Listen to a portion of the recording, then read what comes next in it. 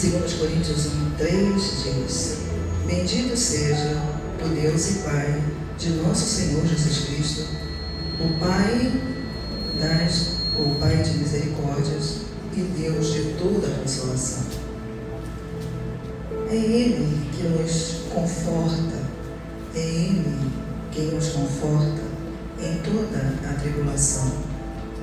Para podermos, é Ele quem nos conforta em toda a tribulação, para podermos consolar os que estiverem em qualquer angústia, com a consolação com que nós mesmos somos contemplados ou consolados por Deus.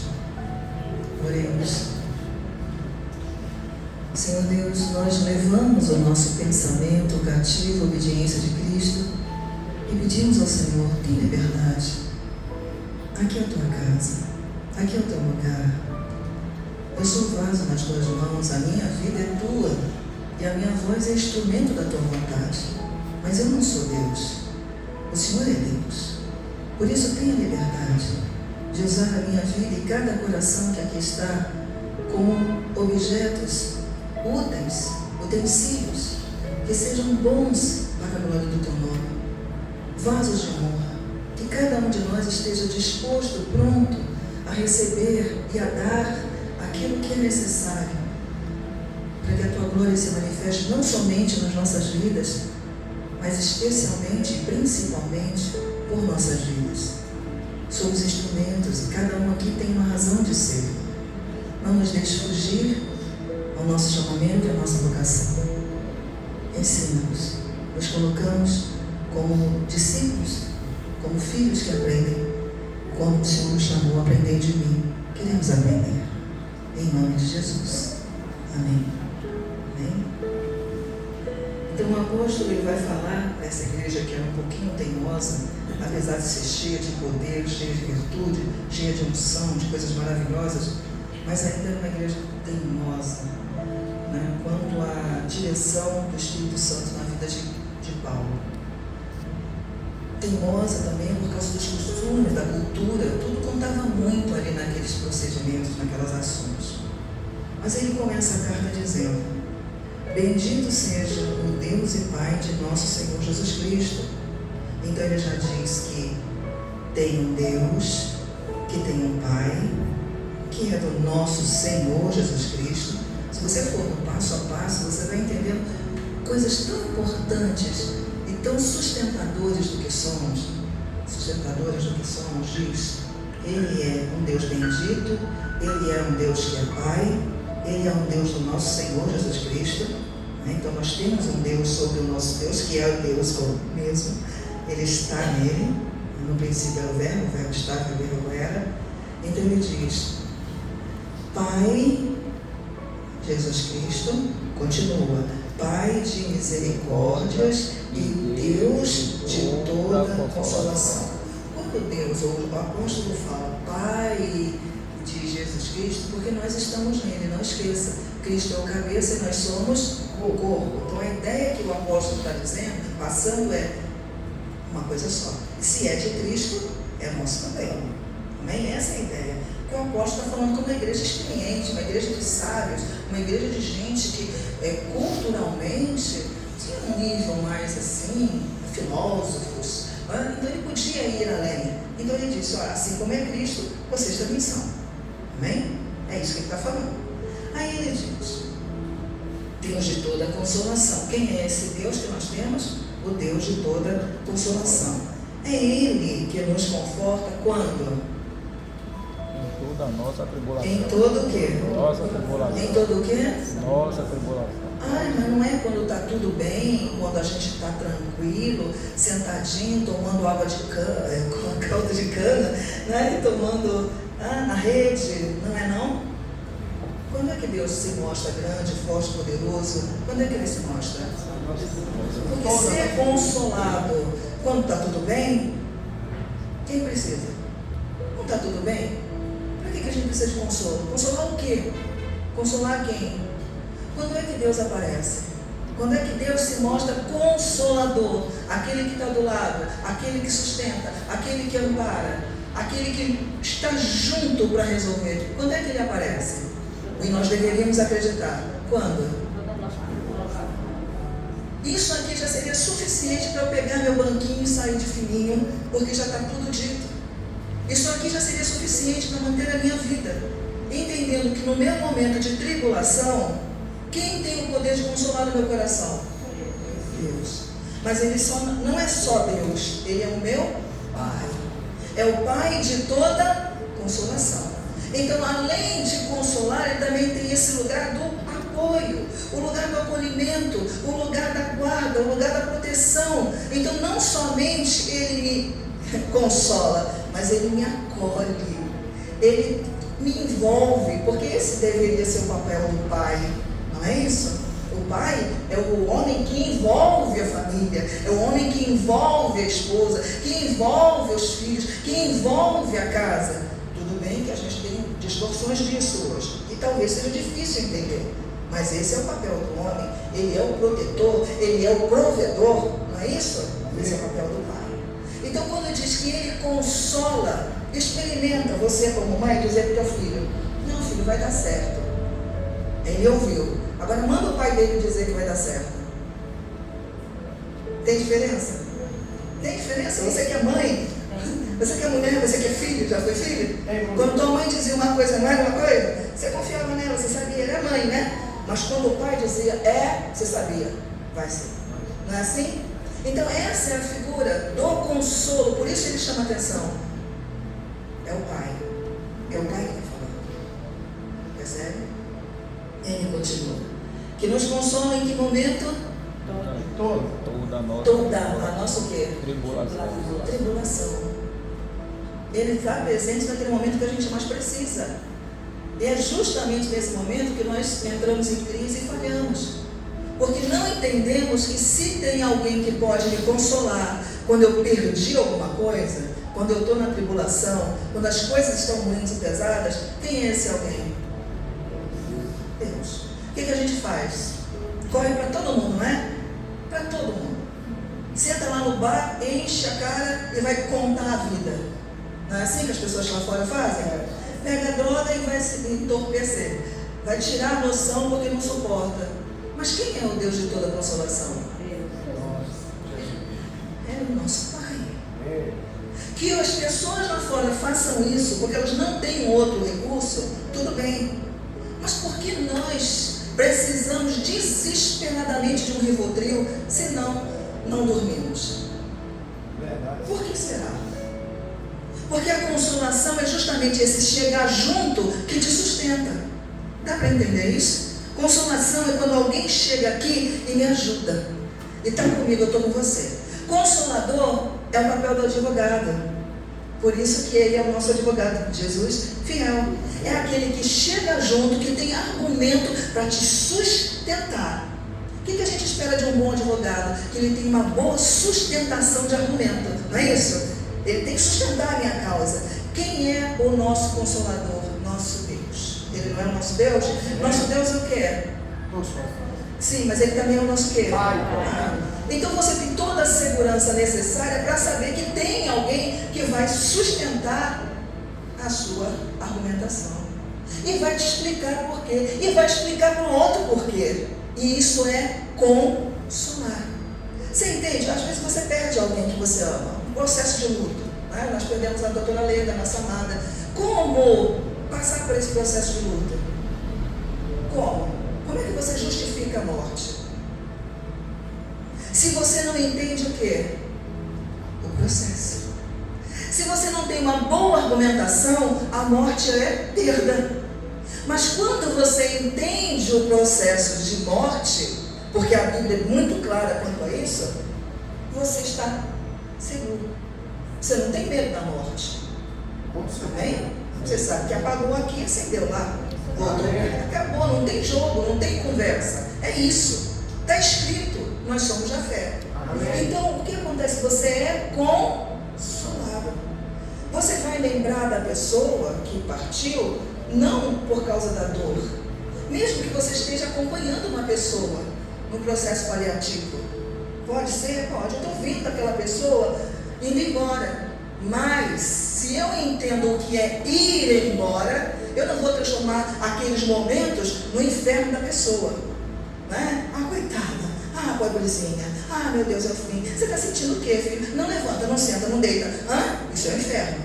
Concorda que isso é o inferno? Porque a pessoa precisa morrer cada dia que levanta? Ela precisa saber que todo dia que ela levanta ela tem uma doença e que ela vai morrer? Claro que não.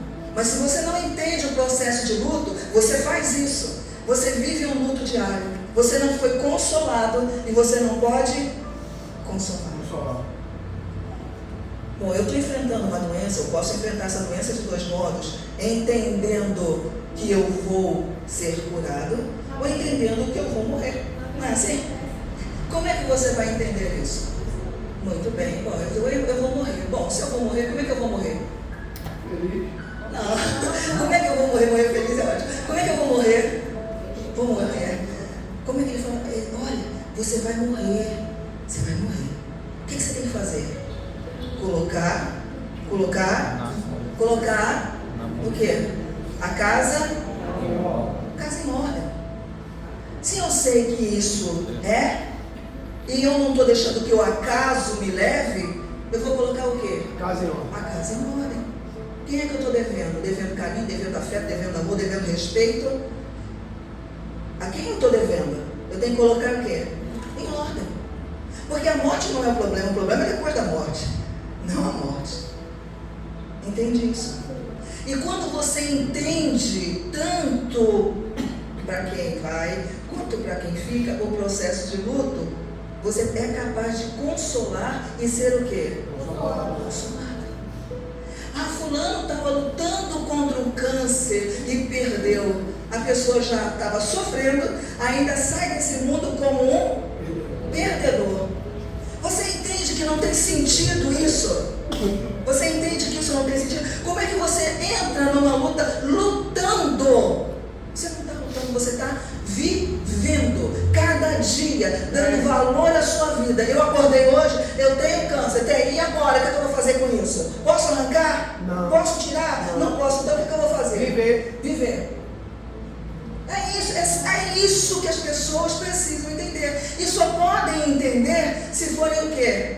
Consoladas. Porque pessoas magoadas, pessoas ressentidas, pessoas que têm uma história ruim, elas não têm condições de consolar. Porque você entende que nós somos consolados com a mesma consolação que fomos consolados. Amém. Eu aprendi isto, por isso eu sou capaz de. Se eu não aprendo, eu não tenho como fazer. Então é isso que o apóstolo está dizendo e o que o Espírito Santo está dizendo ao nosso coração. Eu preciso entender que consolação é um processo. E eu só posso dar uma coisa que eu tenho. Fulano de tal, você está agora açúcar alto. Ah, tadinho, açúcar alto, pobrezinho. Mas também, né? Enfiando ali na gordura, ali no açúcar, no docinho. Você sabe, né? Quem procura acha, quem planta colhe. Isso é consolador? Não. Entende? Mas não é uma coisa lógica? Não é uma coisa, claro, se eu exagero aqui ou todo exagero é prejudicial. É lógico? Sim. Mas eu preciso usar isso como argumento? Não. Seria um argumento que o meu advogado usaria na minha defesa? Aqui, juiz, eu tenho aqui, no processo de defesa, eu tenho que dizer que o meu cliente comia açúcar de manhã, de tarde, de noite, de madrugada levantava para assaltar a geladeira. Seria isso uma boa defesa? Não. Entende? Então você tem que ser consolado para Consolar. e entender isso, que é um processo. Mas como todo o processo, ele tem partes. Não é mágica, é processo. E eu tenho que entender que só consola quem foi consolado. Se você vem de uma família que nunca recebeu um consolo, fica difícil para você. Você vai saber julgar, você vai saber cobrar, você vai saber, você tenta dizer a coisa certa e você chega lá naquela dor terrível que você, eu só queria ajudar. Quando eu falei eu queria ajudar, não era isso que eu queria dizer. Mas você não consegue expressar consolo porque você nunca foi consolado.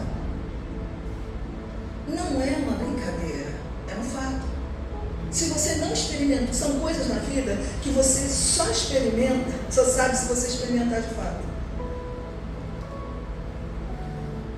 Uma criança adotada, quando ela é adotada no coração, ela, se não disserem para ela, ela nunca vai descobrir. Porque nasceu do coração. Entende? São coisas que tem que ser teu. Não saiu do útero, mas saiu do coração. Entende? São coisas próprias. Tem que estar dentro. Mesmo sendo adotada. Mesmo tendo sido gerada por outra pessoa. Mas veio para você, você pegou, você incorporou. Entende isso? Tem que ter uma experiência pessoal. Se a consolação não estiver incorporada, é só conselho, sabe? Conselho, como dizem os antigos. Se fosse bom, não se dava, né? Se vendia, e é o que está se fazendo hoje em dia. Mas voltando para o assunto. Diz a palavra, com toda a tribulação, nossa tribulação, para podermos consolar os que estiverem. Separou uma coisa da outra? Mas separa uma coisa da outra no sentido, isso aqui é uma fobia, isso aqui é um transtorno, isso aqui é uma crise de ansiedade, isso aqui é a perda do marido, isso aqui é luto. Ele está separando? Não, como é que ele falou? Ele foi, né, especialista em tudo. Ele nos tornou assim. Quando você é consolado, você está pronto para consolar. Agora, a quem? Ele diz, em qualquer angústia. Seja numa crise de ansiedade que está te angustiando, seja numa perda, seja no luto, seja, não importa o que for, o que é, mas o importante é que você está pronto por Deus para dar resposta, amém? Mas você só vai dar resposta se você estiver de fato pronto. Não é conselho, não é dica, não é os 5 passos para, é uma experiência, amém? Então diz o texto, continua nele quando fala assim: para os que tiverem qualquer angústia, com consolação com que nós mesmos, nós somos contemplados. Aleluia. Assim como Deus nos tratou, nós vamos aprender a tratar também. Lamentações 3, 22 e 23.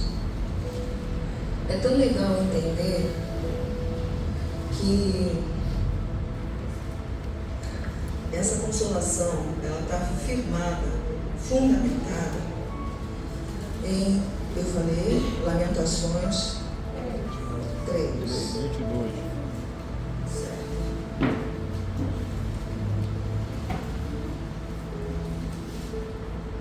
3. Eu esqueci que vocês estão aqui, né? Já estão aqui? Tá.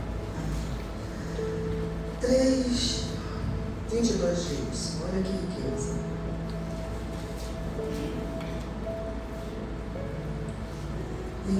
Diz: as misericórdias do Senhor são a causa de não sermos consumidos, porque as suas misericórdias não têm fim. 23. Se renovam quando? A cada manhã. As misericórdias do Senhor se renovam a cada manhã. Elas não têm fim. Somente uma pessoa que entendeu a misericórdia de Deus. O que é misericórdia? É quando Deus não nos dá aquilo que merecemos. Ele agiu com misericórdia. E a misericórdia é a causa de nós não sermos exterminados, destruídos. Ele olha para nós com misericórdia. Não dá para a gente o que a gente merece receber.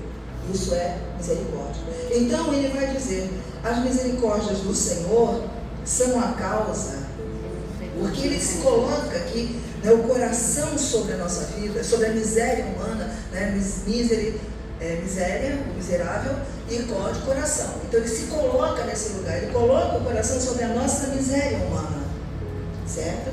E porque ele se coloca ali, nós não somos consumidos, diz. Nós sermos consumidos, porque as suas misericórdias, então o seu olhar, o seu coração debruçado sobre nós, esse olhar se renova quando? A cada manhã. E quanto tempo? Qual é a duração, a validade desse fenômeno? Não tem fim. Amém? Então isso eu tenho que entender. que a consolação que eu recebo é porque a misericórdia de Deus não tem fim. Mas eu fiz uma coisa boa, ótimo, tá consolado, né? A coisa boa te consola. Mas quando você fez uma coisa ruim, que você entra em depressão, que você não devia ter falado, que você não devia ter pensado, que você não devia ter feito, o que acontece com a misericórdia de Deus? Ela vai embora? Ele vai deixar você entrar num processo de acusação, e ansiedade, e destruição, e depressão. Ele vai deixar? Não. Por quê? As misericórdias se renovam a cada ano. Agora entenda que a misericórdia de Deus e a consolação, ela vai se manifestar em que momento? Na nossa tribulação. Muito bem.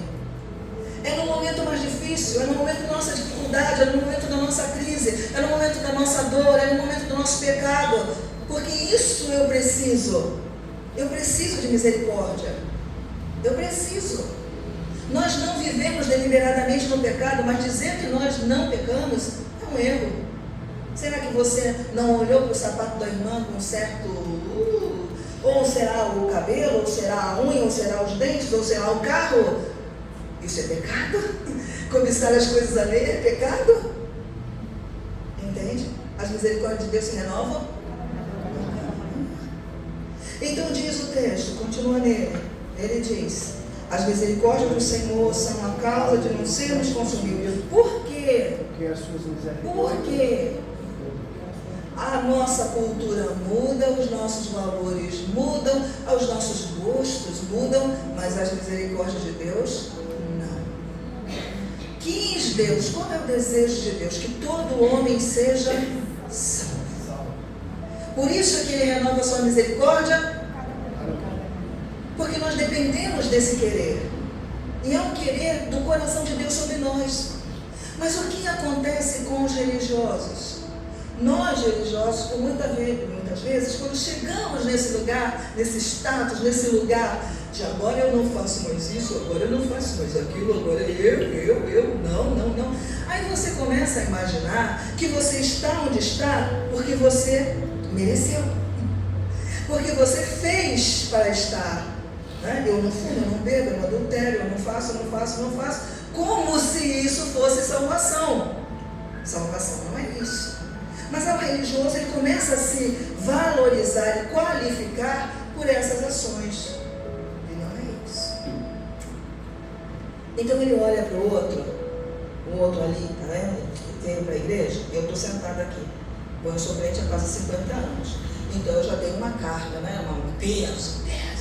E aí eu olho para ele e digo: como pode? Ele vem do terceiro casamento. Olha. Ele vem desse. Antes eu ainda não tive, sabe? Tive 3 casamentos, 10 mulheres, 50 amantes, mas agora eu sou uma nova criatura. Então agora novo, passou. E agora eu posso, do meu lugar, do meu alto lugar de perfeito, eu olho para o meu irmão e digo: como é que pode? Está pensando em deixar a mulher? Não, está pensando em voltar para a mulher? Está pensando em ir não sei para onde? Está pensando em fazer aquilo? Está pensando em usar essa roupa? Está pensando? Porque no lugar que eu estou, eu começo a medir pelo meu status, pelo meu lugar. E esqueço que eu só estou onde estou, por quê? Por causa da... E esse é o problema. Então, se você não foi consolado e não entendeu, porque a misericórdia consola o nosso coração. Rapaz, eu errei na minha vida inteira.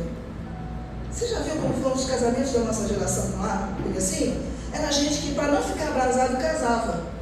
Casava para não, por causa da relação sexual. Você entende o que é casar? Porque está se relacionando na igreja. Não casa porque ama, não casa porque respeita, não casa porque admira, não casa. Casa porque se relacionou.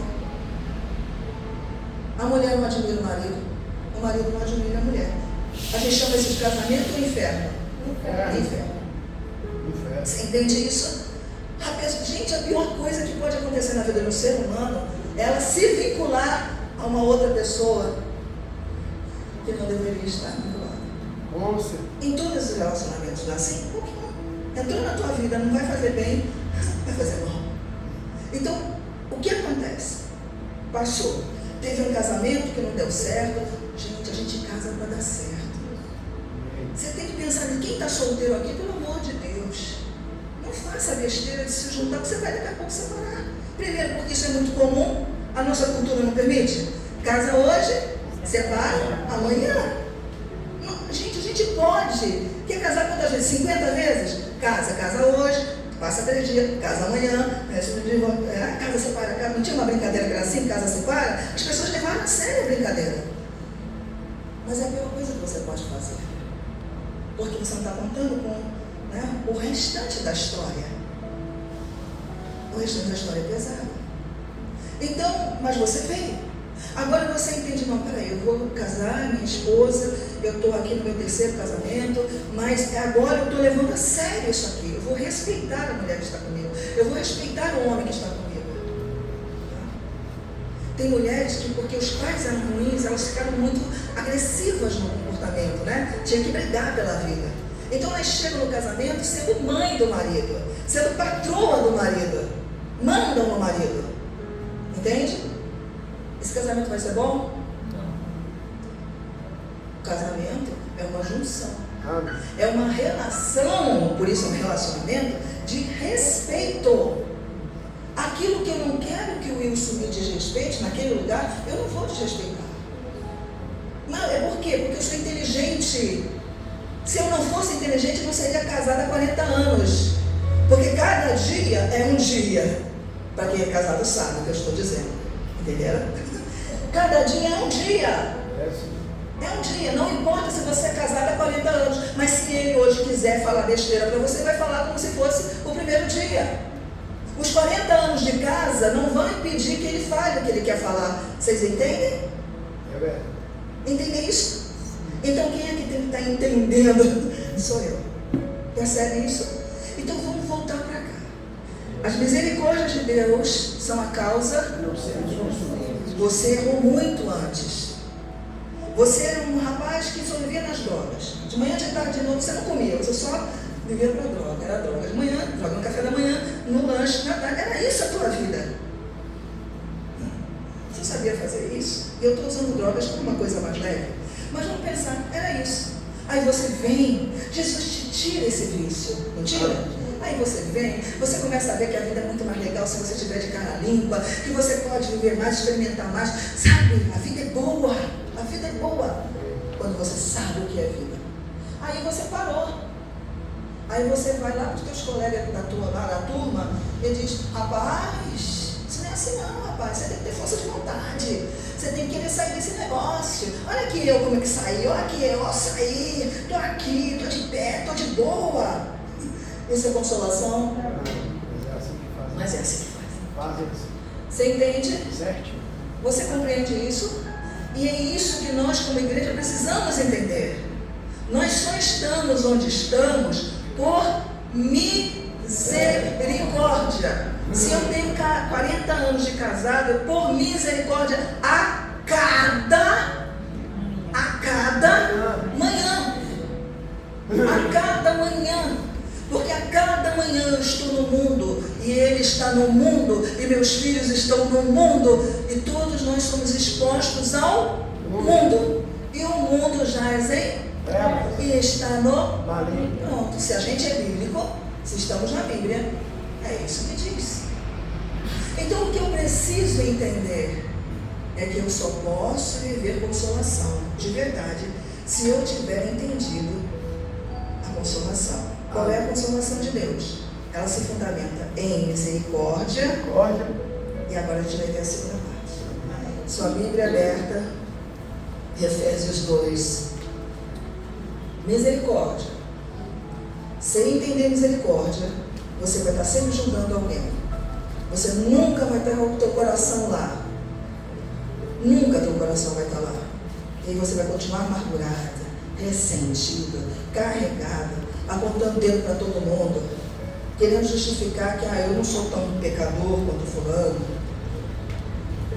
Isso é falta de misericórdia. Se fulano é pecador porque ele ainda não conheceu o Consolador, o Libertador, ele precisa conhecer. E como ouvirão, se não há quem pregue? Então o papel da igreja é pegar Jesus. Amém. Podemos? Efésios 2, 8 e 9 diz. Aí coisa mais linda. Diz. Pela graça sois salvos. Porque pela graça sois. Porque mesmo? Pela graça. Ah, mas não foi porque você deu uma boa contribuição? Não foi pela contribuição? Mas não foi porque você mudou sua roupa de roupa curta para roupa comprida? Não foi? Não foi porque você mudou o seu penteado?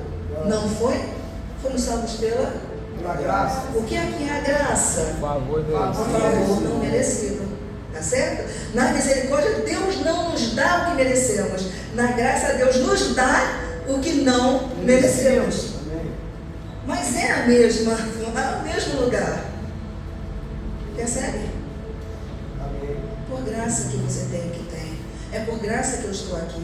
É por graça que eu tenho meus filhos. É por graça que eu tenho minha casa. É por graça, é por graça, é por graça. Que você está vivo, que seu corpo está bom.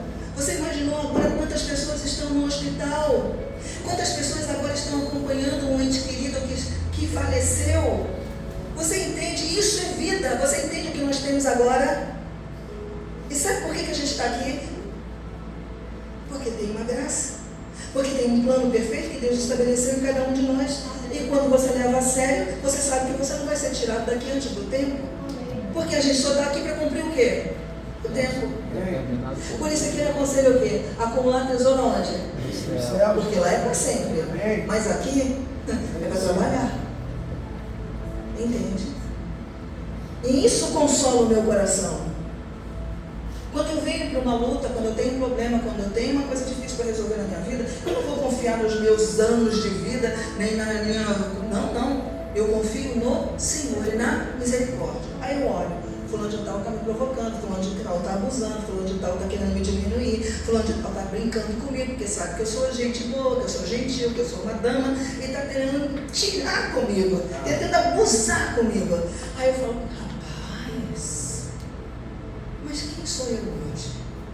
Alguém tratado, alguém que um dia foi tão infeliz, alguém que um dia pensou tão rasteiro, que só podia fazer o que ela está fazendo agora. E aí Jesus me levantou, me assentou em lugares altos. E agora eu tenho uma visão, diferente. Eu entendo que pessoas mal educadas e feridas, elas só vão poder tratar com falta de educação, porque não foram educadas, não têm educação, não sabem como se comportar. Ou então a partir do modelo, que elas foram o quê? Feridas. Elas só sabem fazer isso, você tem que entender. Nós somos o que aprendemos. Nós somos o que experimentamos. Alguém ensinou a gente. Alguém ensinou você a sentar. Alguém ensinou você a ir no sanitário. Vocês aprenderam a ir no sanitário quando pequenininho? A mamãe não falou? Senta. Mas se você for num lugar, faz isso, não é isso? Se você não é assim, gente. No meu tempo era assim. Né? A gente aprendia. Alguém ensinou, não foi? Hoje você tem 60 anos, mas se você vai viajar, você sabe o que você tem que fazer na hora de sentar num vaso que não é seu. Não é? Porque nós somos o quê? Ensinado. Gente, do mínimo, do básico. Eu sou o que um dia eu aprendi.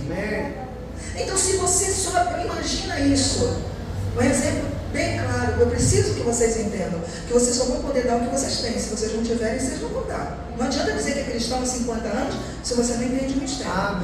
Então, vamos pensar assim, tá certo? Meu pai sempre me chamou de burro. Burro, essa menina, burro.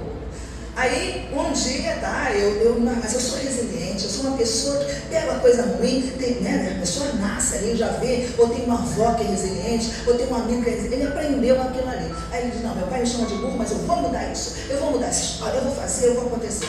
Aí, você está lá na luta, você lutou, daqueles 5,5, você tirou um 10. Oh, meu pai me chama de burro, aí eu chego todo feliz em casa, né? Papai, tirei 10, papai. Aí você mostra a prova para ele e diz,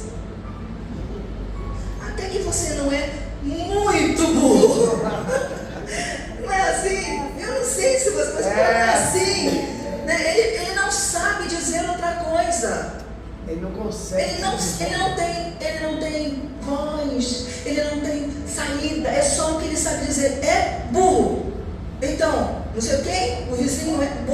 certo, o que o vizinho eu estou errado, o que ele é? Burro. O trânsito, o sinal, a sinaleira, o que a sinaleira é? Burra. Não sei o que, o cachorro é burro. Entende isso? O que ele tem, o roteiro, o repertório dele é só um. Então, quando ele diz, você não é tão burro, ele tem que admitir que você tirou 10. Mas como é que ele vai fazer esse elogio? Onde é que ele vai buscar? Você entende? Ele não tem o quê? Repertório. Ele não aprendeu. Se ele não aprendeu, ele não pode o quê? Falar. Por isso que eu tenho que entender, por graça, porque eu tenho que dar aquilo que ele não merece, não é isso que é graça? Quando a gente dá o que o outro não merece, eu tenho que ter misericórdia de receber em mim esse lugar. Eu posso dar, porque meu coração está lá. Eu entendo que meu marido é grosseiro, porque ele é fruto de um lar de pessoas grosseiras. Aí você vai dizer assim, você é meio doida. Não, eu sou cristã. Entende isso? Entende isso? Porque você só pode, Jesus disse, é o homem bom, do seu bom tesouro, tira. Por isso que eu preciso encher o meu bom tesouro de quê? Coisas boas. Graça, amor e graça e misericórdia. Se eu não tenho graça e misericórdia, o meu coração não está o quê? Cheio. E se eu não estou cheia de graça e misericórdia, como é que eu vou consolar? Porque para consolar eu tenho que estar com boa argumentação, não é isso? Meu advogado, consolo, entenda isso como uma defesa, uma proteção. Se eu não tenho uma boa argumentação, eu não tenho como ajudar o outro. Eu preciso. O que eu preciso? De misericórdia e de graça. Agora, se eu venho para cá e começo a dizer, o irmãozinho, ele não pode, a irmãzinha não pode. Como que não pode? Você não pode? Eu não pude? Como é que o meu irmão não vai poder? Mas a nossa religiosidade vazia e louca faz isso. A gente acha que pode ou que não pode pela última postagem lá do cara da internet, pelo último guru da internet, pastor guru da internet que falou não sei o quê. Porque a pessoa é muito mais fácil abrir um pastor guru na internet do que abrir a Bíblia e conferir o quê? Coisas espirituais. É isso, que é a diferença de quem tem a Bíblia e quem não tem, quem tem o Espírito e não tem, quem é consolado e quem não é. Porque é a consolação do Espírito Santo. E a consolação do Espírito Santo vem pela palavra. E quando você é tratado, por isso que Paulo vai pedir, ele vai orar sempre por nós, porque isso é um trabalho, é um processo. Se você acha que você já chegou na sua plenitude, se você acha que você já chegou em tudo que você pode ser de bom e excelente, cuidado. Porque não é assim.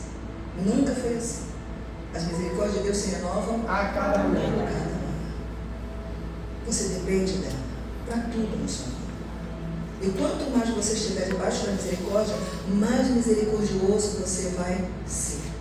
Uma pessoa misericordiosa, ela consegue controlar até o tom de voz. Até o tom de voz, que dirá as outras coisas. Por quê? Porque ela consegue. Quando eu digo isso, eu não estou dizendo falar alto ou falar baixo, eu estou dizendo a intenção da voz. Você entende isso? Não é?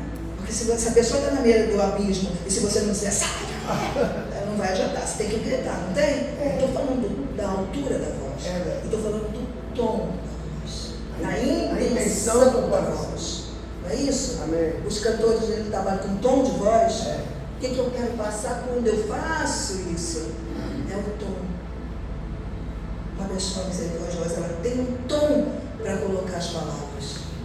A Bíblia diz, se não for transmitir graça aos que ouvem, faz o quê? Cala. Vai ficar calado. Se não for para transmitir graça, que é o favor que você não mereceu e que você recebeu, fica calado. Ninguém está precisando de crítica. Ninguém está precisando de conselho barato. A gente está precisando de graça e de misericórdia. Então, se for para transmitir graça e misericórdia, fale. E fale. Não te cale. Insta no tempo, fora do tempo. Amém. Perfeito? Mas se for para isso, se for para educar, educa. Chega junto. Não é? Você não ama alguém quando você esconde alguma coisa, mas quando você ensina alguma coisa. Mas ensinar tem compromisso. Por quê? mesmo, porque a gente só pode ensinar aquilo que a gente sabe. Né? Apesar que na internet tem muita leviandade, as pessoas falam qualquer coisa de qualquer jeito, e não tem internet é terra de ninguém. Mas o básico seria, só posso dar aquilo que eu tenho. Tem que ter compromisso. O que Jesus diz sobre isto? O que Jesus diz sobre este assunto, ou sobre aquilo? Você não entende?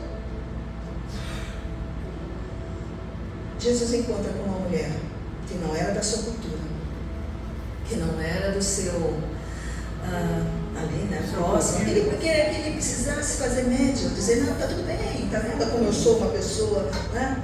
Sou uma pessoa educada, não sou machista, não sou. Não, ele encontra com aquela mulher sozinho, sem nenhuma plateia, e aquela mulher tinha uma história complicada. Ela não falou para ele, mas ele sabia. Qual era a complicação da vida dela? Já tinha o quê? 6 anos.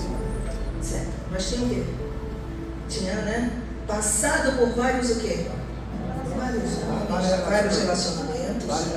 Entende isso? Ele teve problema com ela? Não. Ele ministrou.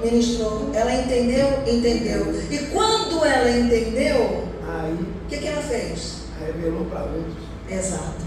Porque você só pode dar o que você tem. Então ela foi dizer para os outros samaritanos que aquele judeu, não era isso? Não havia uma separação? Mas ela teve ousadia da fé e da graça em falar para os outros samaritanos que aquele judeu era a promessa. Amém? Amém. Porque ela entendeu que ele era a promessa. Quando você entende, você tem propriedade para dar. Porque você só pode dar o que você, de fato, o que você tem. Aí vem a palavra, né? Vamos lá, volta para cá quando diz. Porque pela graça sois salvos mediante a fé. Isso não vem de vós, é dom de quem? É dádiva. Quem deu? Deus. A escola de teologia. Foi a escola de teologia? Não. Foi Deus, né? Então, pela graça sois salvos, foi a escola teológica? Não. Foi Deus. Pela graça sois salvos mediante a fé. Onde eu estou? 8. Mediante a fé, isso não vem de vós, é onde Deus. Não, o quê? Não de obras. Não de obras. Precisa falar mais alguma coisa? Não, eu fiz. Então, se você está aqui sentado onde você está e eu de pé onde estou aqui por quê? Por graça. Existem obras. Você vai dizer, se eu estudei. Porque eu sou mulher, eu tive que conquistar coisas que só por esse caminho eu conseguiria conquistar. Mas não é o meu estudo que me mantém aqui. Jamais. O que me mantém aqui é a experiência que eu tenho diária, todos os dias, a cada manhã. O que acontece na minha vida? A misericórdia de Deus se renova. E aí eu sou forte, sou corajosa. Amém. Entro mesmo, compro mesmo, e não sou covarde, porque eu não sou daqueles que retrocedem. Entende? Eu criei uma coragem e uma personalidade, não porque eu sou, mas porque a misericórdia se renova a cada manhã. E eu sei que a graça vai me dar aquilo que eu não mereço, mas por causa de Jesus eu alcanço. Então você vai atrás. É um tímido que vai falar. É o fraquinho que vai peitar. É aquele que não tem nada que vai entrar. Vai pegar aquela roupa que só tem uma e vai todo dia cuidar dela, porque eu vou chegar bem vestido. Entende isso? Isso é graça. Entende? Eu estou no lugar que Deus me colocou, então eu vou valorizar quem eu sou. Amém? Graça e misericórdia. Aí eu sou consolada. Aí eu só tenho essa roupinha para pegar, né? Aquele sapatinho que a gente vai o tempo todo com ele. Aí você diz, eu só tenho um sapatinho. Tão pobrezinho. Só tenho esse sapato aqui. Tá vendo aqui? Jesus abençoa. Tem gente que é mais até ousada. Unge o sapato com óleo. Unge o sapato com óleo. Amém. Vai. A tua fé é a fé que tem que ter para ti. Eu não estou brincando não. Quando a gente era obreiro, você sabe que o obreiro dá vida pela igreja, né? Diferente de outras coisas. Aí o obreiro dá vida pela igreja. E a gente tinha que fazer assim, ó. A gente não comprava coisa pra gente, a gente comprava coisa para a igreja. Eu não sei se alguns entendem isso, mas essa era a nossa verdade. tinha. Sabe o que a gente fazia com o sapato? Ungia. Ungia o sapato, eu não estou brincando, ungia o sapato. Sabe qual era a promessa? Se o povo andou 40 anos com o sapato, o meu também vai andar. Amém. Fé. A fé que tem para você. E eu garanto a você que eu andei com o sapato uns 5 anos. Amém. Entende isso? Você entende? Consolada. Ia para a igreja com raiva? Aí chegava as pessoas da igreja, né? Bonitas, arrumadas, sapato bonito de grife. Aí eu olhava assim e eu falava, rapaz, nem um pouquinho, nem tchum. Sabe por quê? Porque eu já era o quê? Consolada. Eu entendi que aquele sapato era tudo que ela podia fazer por ela para ter um pouquinho de satisfação, um pouquinho de prazer, um pouquinho de alegria. Então ela precisava daquele sapato de grife para chegar e dizer, cheguei. Mas eu já estava chegando. Amém. E é isso que é legal, quando você é consolado, você sempre chega. Porque o consolador, ele tem que dar o quê? Presente. Lembra que a função do consolador, ele está o quê? Presente. Então ele tem que estar ali. É o meu advogado? Presente. É o meu ajudante? Presente. E eu estava sempre ali, presente, vendo o que Deus estava fazendo na vida dos outros e na minha vida. Amém? Aí você não fica. E quando vem para você, você faz o quê? Glória a Deus, né? Porque Ele é autor de toda amor, todo dom. Perfeito. Não é que você vai ficar miseravelmente usando, não é isso que o Espírito Santo está falando. Ele está dizendo que você sabe, Paulo disse, você está contente quando está tudo bem. Eu sei que quando está contente quando as coisas também não estão muito boas. E esse é o padrão. Amém? Você não está se comparando. Cara, tem um sapato, cara. Quem é Carla? Quem é Carla? Quem é Carla? Carla, eu, Carla. Entende isso? Se você não entende, você nunca vai ser consolador. Nunca. Se você não entende a graça e a misericórdia que te alcançou. E esse é o nosso grande dilema hoje. Como igreja, as pessoas estão morrendo.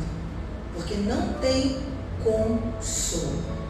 Elas vão para a internet e o pessoal fica fazendo aquelas besteiradas lá e prometendo coisas, e falando coisas, e dando grito, dando rodada e fazendo e acontecendo. O que acontece? As pessoas ficam cheias de ilusão e fantasia.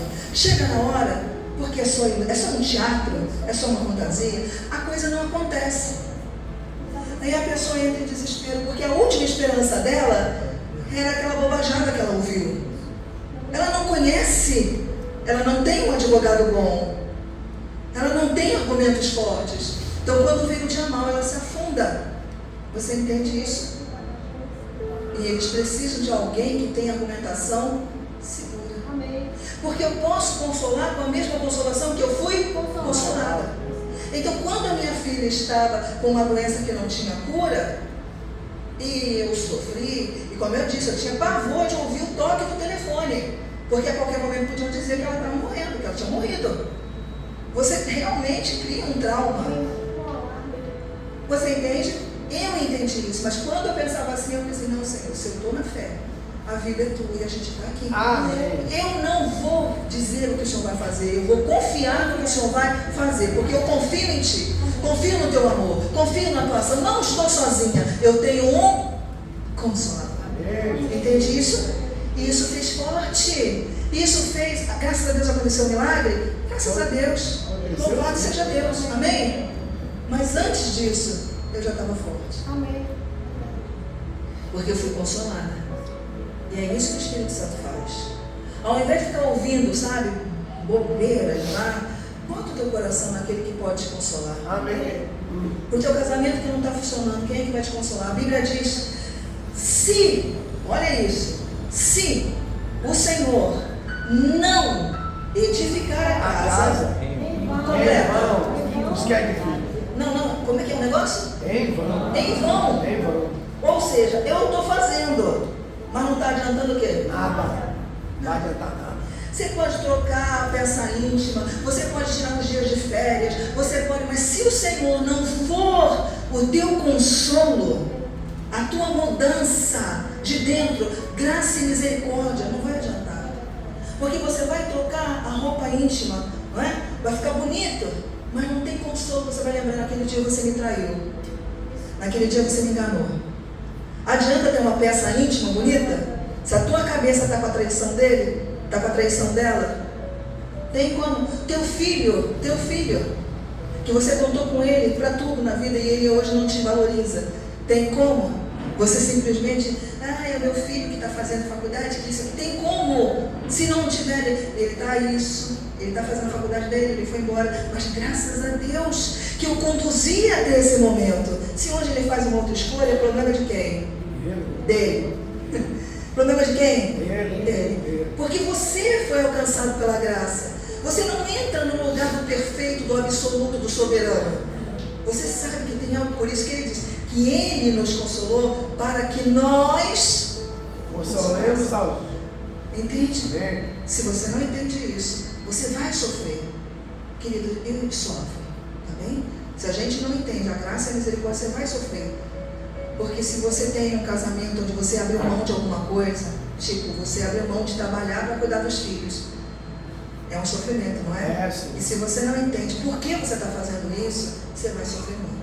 Mas se você entende que a misericórdia é meu marido, não tem condições, a gente não tem condições de pagar alguém para ficar com nossos filhos, e por amor aos nossos filhos, para que eles tenham uma boa educação, eu estou deixando de ter o sapato que eu queria, a maquiagem que eu queria, o cabelo que eu queria, o dinheiro que eu queria, porque eu quero que meus filhos estejam bem.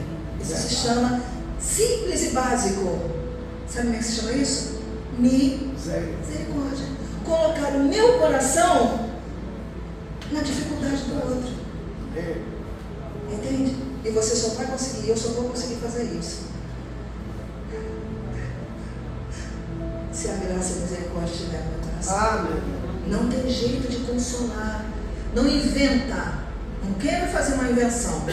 Se a graça, se você não entende que você foi chamado por misericórdia e que é sustentado pela graça, você não vai viver. Vai ser um crente infeliz, viu? Que é uma regra, tá? Não tem como fugir disso. Vamos lá, 2 Timóteo 1:9. 2 Timóteo 1:9. 2 Timóteo 1:9.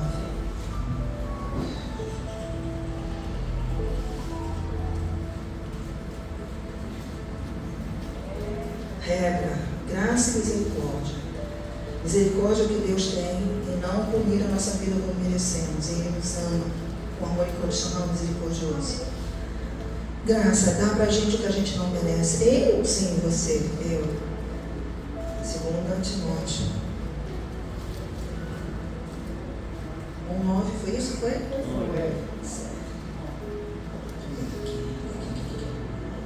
Que nos salvou e nos chamou, viu? Alguém fez isso. Que nos chamou, que nos salvou, com santa vocação. Não segundo o quê? Não segundo as nossas obras, mas a sua própria determinação e graça que nos deu. Determinação. A cada manhã a minha misericórdia vai se renovar. Amém. Ele disse: o Senhor não sofre variação ou mudança. Então quis o Deus misericordioso dizer pra gente, determinou, eu não vou mudar, a cada manhã, conforme a sua determinação de ser misericordioso a cada manhã, ele diz, mas conforme a sua própria determinação e graça. Você não pode separar uma coisa da outra, você tem que ler o versículo todo e entender o que está acontecendo aqui. Ele nos chamou, e no chamamento ele nos trata com misericórdia e misericórdia e graça. Que nos foi dado em quem? Antes do quê? Quando mesmo? Mas não foi na hora que você mudou a saia comprida pela saia curta pela saia comprida? Não foi nessa hora? Não, já estava. Tem certeza? A bondade dele não. A bondade dele é dele. A igreja não é minha. Por isso eu não posso vender a igreja, comprar a igreja, negociar a igreja. A igreja não é minha. Eu não sou de mim mesma. Eu sou dele. Nós somos dele. E quis Deus, na sua determinação, determinação, fazer a cada um de nós para o louvor da sua glória. Então a minha vida é tudo aquilo que Deus quis. E quando eu olho para a minha vida e vejo assim, meu casamento não está dando certo, mas a vontade de Deus é que dê, o que eu vou fazer? Qual é a vontade de Deus? Boa. Ele disse que já deu determinação eterna de agir com graça em nossa vida. Peraí, o que eu tenho que fazer para que isso funcione? Eu tenho. Como? Como é que eu vivo bem? Se eu tenho um roteirinho já de tudo que é, não confio em ninguém, ninguém vale nada, mulher não vale nada, isso aqui não vale nada. A minha mãe, se a minha mãe traiu meu pai, que dirá as outras mulheres? Se eu já tenho um roteirinho, você já tem ali um crivo, você já tem ali um jeito de avaliar as coisas. Como é que vai ser? Como é que vai ser? Se a minha mente não for renovada, se o meu coração não for consolado, com a consolação que eu recebi, eu não posso ser feliz. E não posso fazer ninguém feliz. Eu vou ser um pai miserável em casa, que tendo a palavra de Deus nas mãos, não consegue consolar o filho. Não consegue. Não consegue consolar a filha. Não consegue. Será que você não lembra o tempo que você era jovem? Não dá para lembrar? Não dá para lembrar o quanta necessidade você tinha daquele apoio, daquele olhar, daquele carinho, daquela palavra. Você tinha essa necessidade, você não recebeu, mas você tinha necessidade. E hoje Jesus veio e te tirou daquela loucura. Né?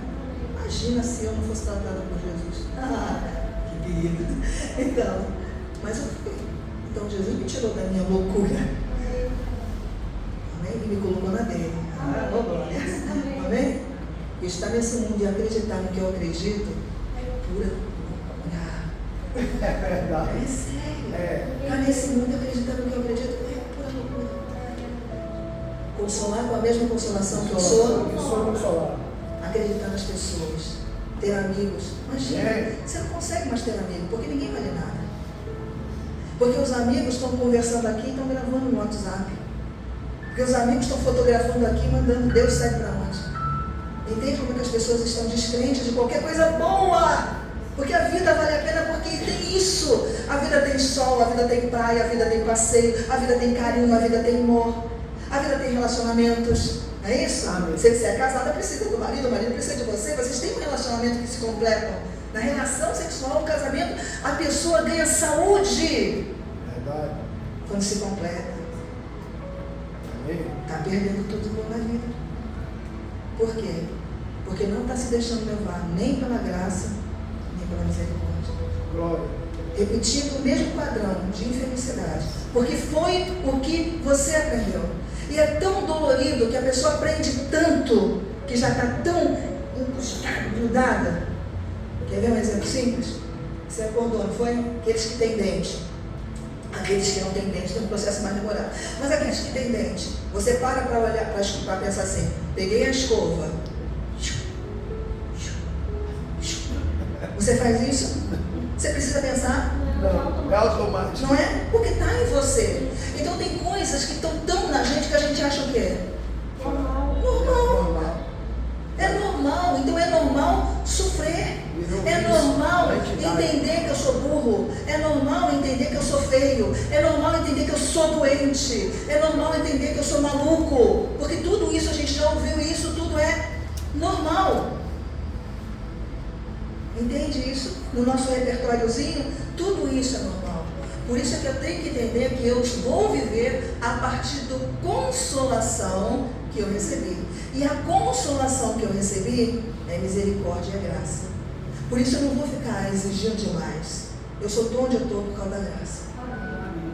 Você só está onde está por causa da graça. Então amanhã quando você for trabalhar, você está lá por causa da graça. Você tem trabalho por causa da graça. Você tem perna para andar até lá? Por causa da graça.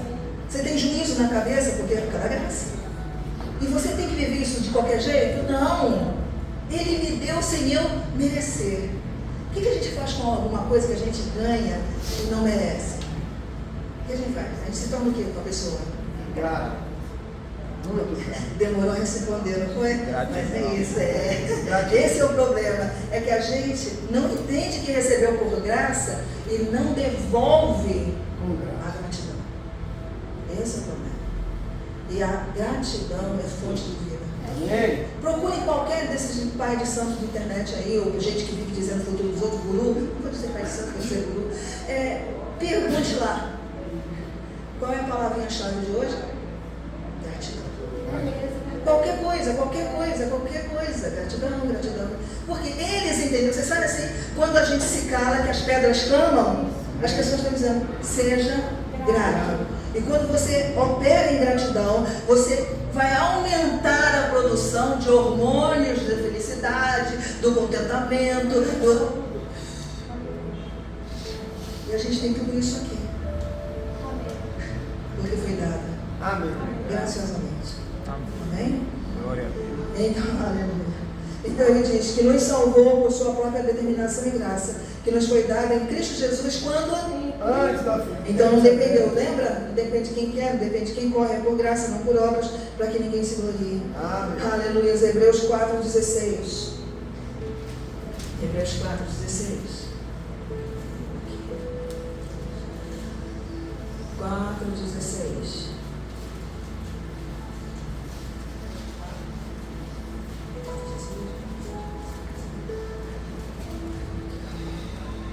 Podemos? Deixa eu ver se eu já cheguei aqui. 4,16. Acheguemo-nos, portanto. Confiadamente. Aleluia. Acheguemo-nos, portanto, confiadamente, junto ao quê? Ao trono da graça. A fim de quê? Recebemos misericórdia. Aleluia. E acharmos graça. Em que tempo? Ou em ocasião oportuna. Socorro. Ninguém socorre quem não está precisando. Não é assim que a gente... Menino, não grita socorro, a não ser que você esteja precisando, não é isso? Então a gente só pede socorro quando precisa, ajuda quando precisa. Então ele vai dizer, entende aqui? Beijo. Faz sentido na sua cabeça, seu espírito pode dizer sim a mim para a verdade, da palavra. Aí ele vai dizer assim, como é que eu faço? Quero ser confortado, consolado. Acheguemo-nos, portanto, confiadamente. Eu tenho que confiar na misericórdia e na graça de Deus. Que Ele não vai me dar o que eu mereço e que Ele vai me dar o que eu não mereço. Isso é viver. Porque quando eu for pleitear, brigar, buscar alguma coisa, eu tenho que ter essa confiança. Ele vai me dar. Ainda que eu não mereço. Eu já errei muito na vida. Quem diz que eu mereço ser feliz no meu casamento? Você não merece, mas Deus pode te dar. Quem diz que você pode ter? Pode. Quem diz, mas hoje, sabe, porque eu usei um determinado remédio quando eu estava esperando meu neném nasceu com isso e naquilo, e agora eu tenho que sofrer a vida inteira carregando esse fardo, porque eu provoquei mentira. É uma mentira, uma acusação diabólica. Você teve seu neném. Você pode até ter tido motivos de ter tido seu neném. Pode ser essa a razão que o médico, que o especialista diz. Mas será que ele tem que ser um desastre na tua vida por causa disso? Será que ele tem que ser uma maldição, uma pedra, um fardo que você tem que carregar?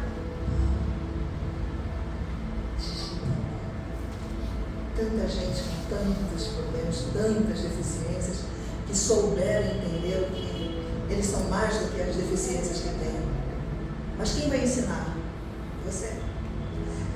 Tá ruim? Tá. Meu filho tem isso? Tem. Eu vou fazer dele um dependente? Não anda, não fala, não se vai. Não, eu vou preparar.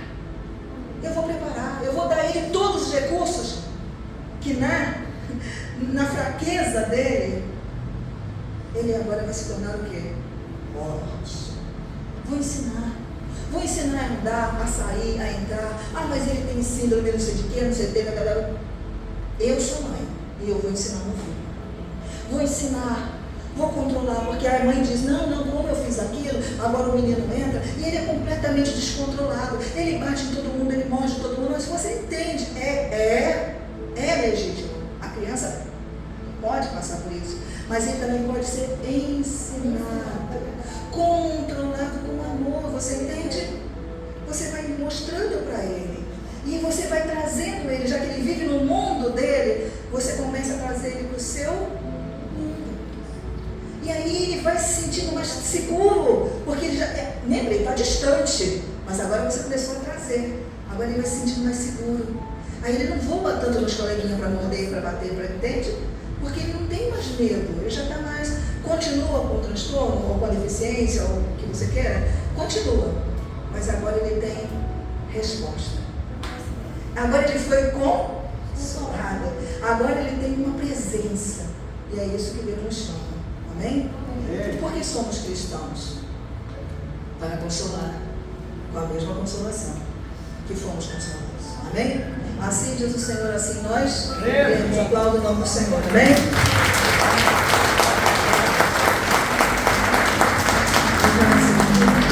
Vou te pedir que você se coloque um pouquinho de pé. Coloque um pouquinho de pé. Aleluia. Aleluia. Aleluia.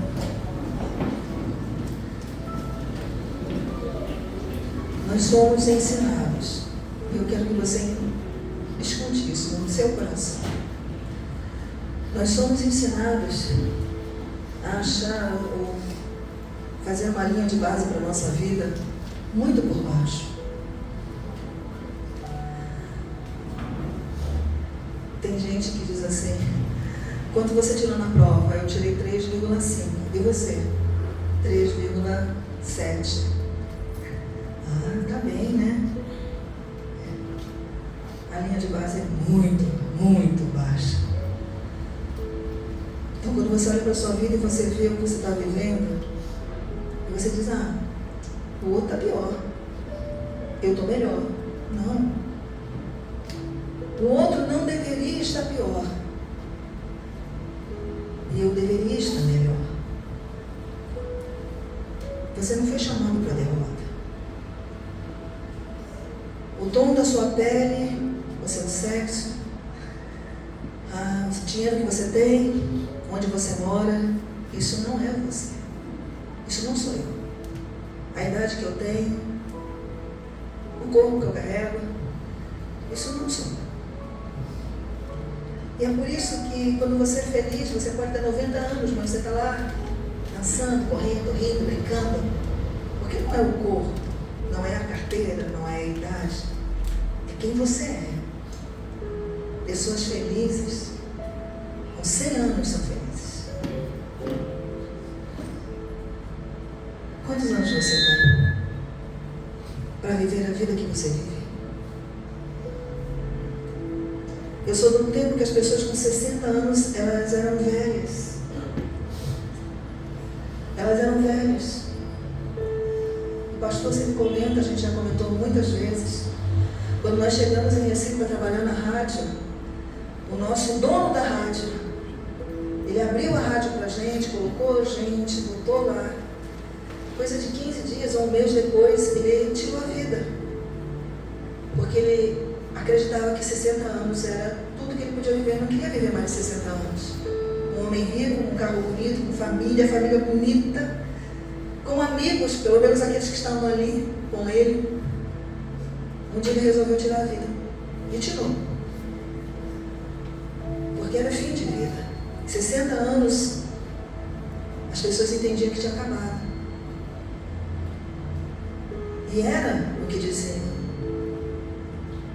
Outro dia eu estava fazendo uma pesquisa e tinha uma reportagem dizendo uma senhora idosa, uma senhora idosa de 40 anos, teve a sua casa invadida por veículo, o ônibus entrou na casa dela, veículo automotivo, e uma senhora de 40 anos, uma velhinha, o jornal dizia uma velhinha de 40 anos, teve a sua casa invadida. Então veja quanta coisa ruim a gente tem dentro da gente. Quanta informação ruim. Carregada. E é na renovação da mente que você experimenta um tempo novo para você. Filha de fracassado não tem que ser fracassado também. Ele não pode, mas nada te impede de chegar. Não aceite esse rótulo. Não aceite. Porque quando você aceita, você está sendo juiz, dando valor ao que você é. Você já viu aquela pessoa que faz a mesma coisa da outra? Uma cobra 500, a outra cobra 50? Não sabe o valor que tem. Tem medo. Não faça isso com você. Você foi comprada por um alto preço. As coisas velhas já passaram. Tem que consertar as coisas com certo. Você está no terceiro casamento, não deixe de cuidar dos filhos do primeiro. Não deixe de respeitar a mulher que foi um dia sua esposa. Respeitar. Não é cativar, não é ter relações românticas, é respeitar. Entenda isso. Respeite o pai dos seus filhos. Não foi porque ele te deixou que ele passou a ser uma pessoa ruim. Ele já era ruim. Mas não precisa ensinar isso para os seus filhos. Ele traz a história dele. Mas não passe sua voz. Não vai fazer bem para você.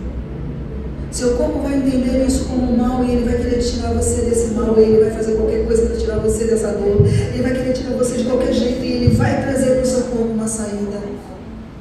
E tanta gente entra e mora antes do tempo, porque não aguenta a pressão. Não faça isso com você. E é por isso que Deus que te ama te trouxe aqui. Ele ama você. Ele tinha que ter um jeito de chegar em você. Um jeito que a internet não tem, né? Porque não interessa isso. Por isso eu te trouxe aqui. Para que você ouça a voz de Deus, na minha voz. Mas esqueça a minha voz. Só ouça a voz de Deus. Receba a graça. Deus vai fazer porque Ele ama você. Deus vai te socorrer porque Ele é teu Pai. Ele vai te socorrer porque Ele amou você primeiro. Ele vai usar de misericórdia, apesar de você ter feito tantas coisas que não deveriam. Você está sofrendo resultado daquilo que você fez. Mas Ele não está jogando na tua cara teu erro.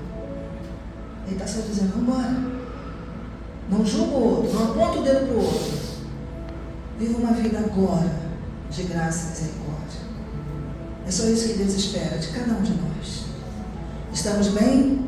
Aleluia. Aquele que pensa estar em pé, cuide para que não caia. Estamos bem? Pensamos estar em pé, então vamos cuidar. Se nosso pensamento é estou bem, eu vou cuidar para não cair. Cuida de ti, cuida da doutrina, cuida do Espírito que Deus colocou, é teu Espírito. Aí dentro desse corpo tem um Espírito que é eterno. Cuida dele.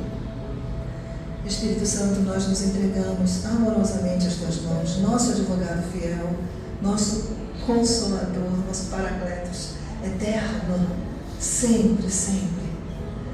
Nós nos humilhamos debaixo da tua mão, para que no tempo certo o Senhor venha nos exaltar em nossa caminhada em perfeita vitória. Que sejamos um lar abençoado, que sejamos pessoas felizes, que sejamos pessoas consoladas e consoladoras. Essa é a nossa oração no final desse culto. Em nome do Senhor Jesus. A amada igreja diz: Amém. Amém. Glória a Deus. Podem sentar.